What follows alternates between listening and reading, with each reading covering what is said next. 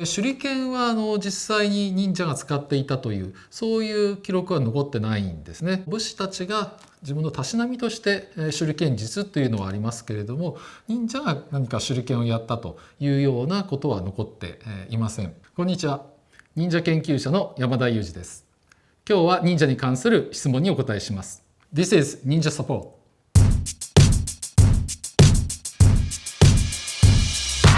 最初の質問です。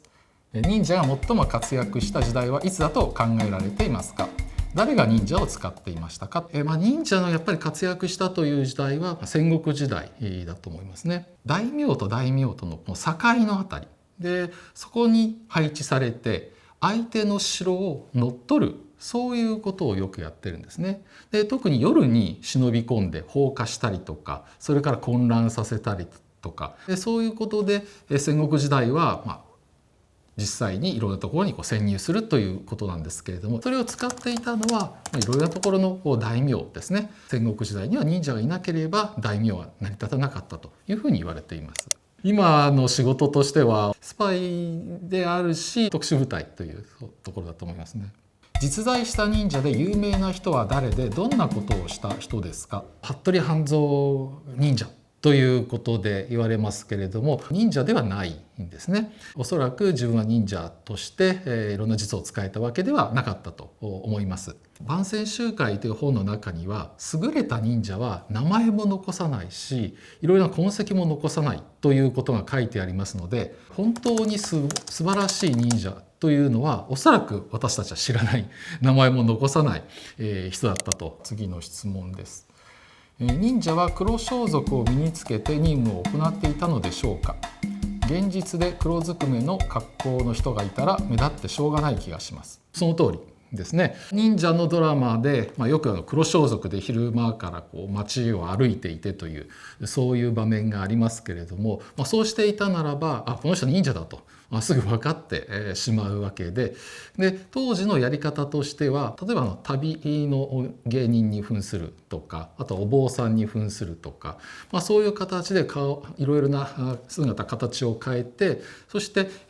いろいろな人の中に入っていって、それで情報を聞き出すという、そういうことをやっているんですね。ですからその黒装束という、そのユニフォームは実は歌舞伎の中から生み出された、そういうものでして、18世紀の初めに歌舞伎の中で見ている人が忍者が出てきたというふうに分かるように、そういうユニフォームとして黒装束の衣装というものが定着していくということになりますね。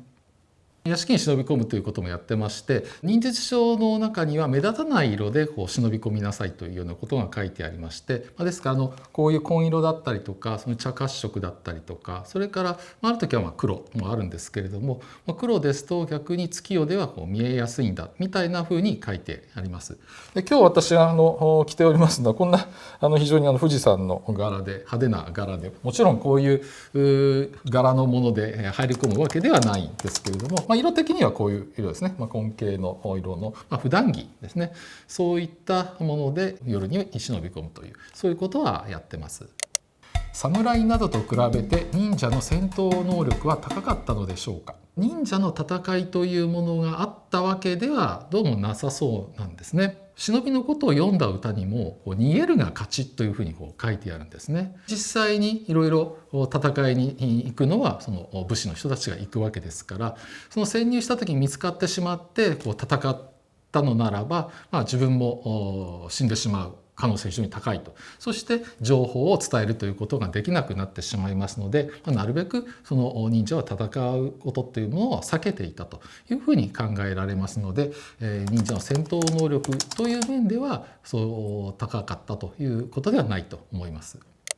手裏剣や苦内は忍者ものでは当たり前のように武器として使用されていますが、実際にそういった用途で使用されていたのでしょうか？手裏剣は実際に忍者が使っていたというそういう記録は残ってないんですね。武士たちが自分のたしなみとして手裏剣術というのはありますけれども、忍者が何か手裏剣をやったというようなことは残っていません。江戸時代になって歌舞伎の中で使っているというものはあるんですね。で武士はその刀を持って戦う、それが武士なんだ、武士の魂は刀だというようなイメージが江戸時代だと定着していくんですね。でそのために今度投げるいろいろなものというものは、じゃあこれはその、忍者にそういうものをやらせたらどうかというように歌舞伎の中で作られていった、その結果のようですね。府内ですね、これ区内ですけれども、主な用途はこれで土を掘ったりとか、それから石垣の間に刺して手とか足をかけて登るというも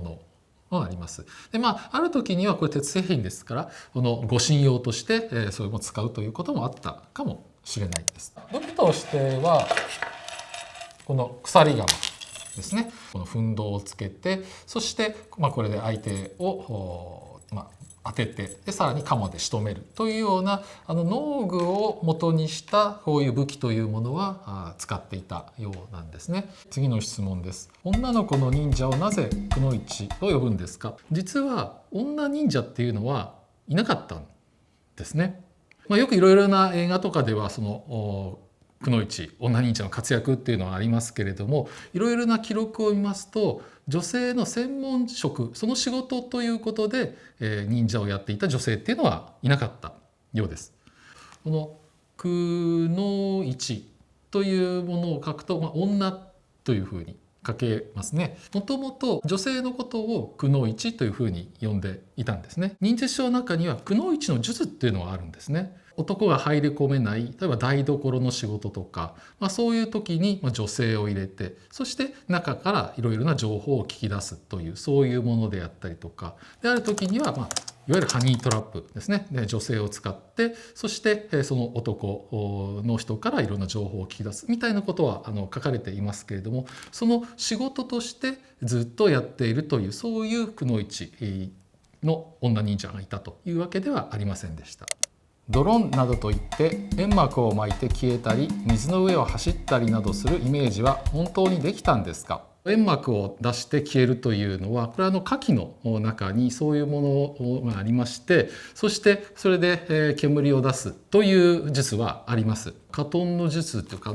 火器を使った、それはたくさん種類がありまして、万戦集会という忍術書があるんですけれども、その後半部分はほとんどその火の術で、火矢だったりとかの火薬のいろいろな調合の仕方というものがたくさんあって、そしてどうやると煙がたくさん出るかとか、音が出るかとか、雨が降ってても消えないかとか、そういう形の火の術っていうのはたくさんありますね。ですけれども水の上を歩くってよく水雲というのを両足に入ってそれで歩けるということはありますけれども、これはいくらやっても歩けないんですね。今ではそれは歩くのではなくて浮き輪のようにして、そして使うというふうにされていますので、忍者服部君のようにですね、この水の上を歩くような、そういうのはちょっとできないということで、できるものもあるし、それからできないものもあって誇張されていろいろ作られているという。では次の質問に行きます。どのようにして忍者になっていたのですか？忍者の家系があったのでしょうか？忍者はやはりそこの家に生まれると小さい頃から忍者の修行をずっとやっていって、それで一人前になっていくという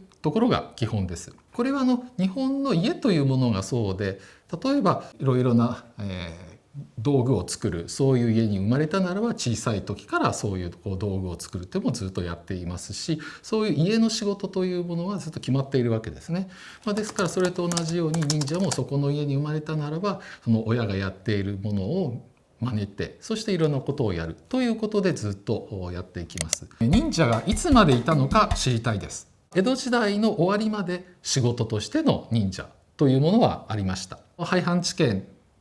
が行われて、そういう藩もなくなりますと、忍びというものもいなくなるんですね。ですから主君に命じられて何か言って、情報を聞き出すというような仕事はもうそこでなくなって、その後そういうのも全国の警察組織とかそういうものに変わっていくことになります。ですが現代でもその忍術を伝えているという方は何人かいらっしゃって、小さい頃からそういうものをやっていたりとか、大きくなってからその先生について、そして忍者の修行をしてというそういう形ではありますし、そういう人たちも忍者ということにはなりますけれども、基本的には江戸時代の終わりまで仕事として忍者の仕事というものがあったということですね。最後の忍者とされる藤田聖子という人がいるんですけれども、この藤田聖子は戦争の時にいろいろ中国大陸に行って、そして、暗殺の命令を受けたとか自分の本に書いてあるんですね。もう一つ重要なのは東京の中野に陸軍中野学校というスパイ養成学校があったんですけれども、そこで藤田聖子が最初の頃忍術を教えていました。でそれで、日本のスパイを養成していたということで、藤田聖子が最後のそういう任務を帯びた忍者というふうに言えると思いますね。現代にはいくつか忍術書が残っていますが、それらを再現すれば今でも当時の忍びのようになれますか？なんとなく忍びは口伝が多そうなイメージです。忍術書にもいろいろ書いてあって、そして最後に口伝という口伝えですねっていう書いてある部分が結構あるんですね。大事なことはやっぱり体で伝えないと伝えられない、忍術書に書いてある通りやってもできないという、そういうところはたくさんあると思います。でさらにはですね、小さい頃からずっといろいろなことをやっていかないと、大人になってじゃあこれをやってみましょうということでもそうではできないようなところっていうのはたくさんあるんですね。例えばですね、肩の関節を外すとか、そういった術があります。これは小さいところを狭いところを通っていくとか、そういう時にやるんですけれども、これは大人になってからではやはりちょっとできないそうですね。私たちと一緒に忍術の研究をやっている川上仁一先生という方がいらっしゃるんですが、川上先生6歳の時からその忍術の修行をやっていて、それで、肩の関節とかいろいろ外すことができますし、藤田聖子の肩の関節を外した後手首とか、そういうところも外せたというふうなことが言われてまして、こういったものは本当に小さい頃からいろいろやらないとできない技だと思いますね。ご覧いただきどうもありがとうございました。皆さんの忍者への関心がさらに深まるきっかけとなっていただけたら嬉しく思います。忍者というものは日本から世界に広がっているものですので、ぜひ楽しんで忍者のことを勉強してもらえたらと思います。どうもありがとうございました。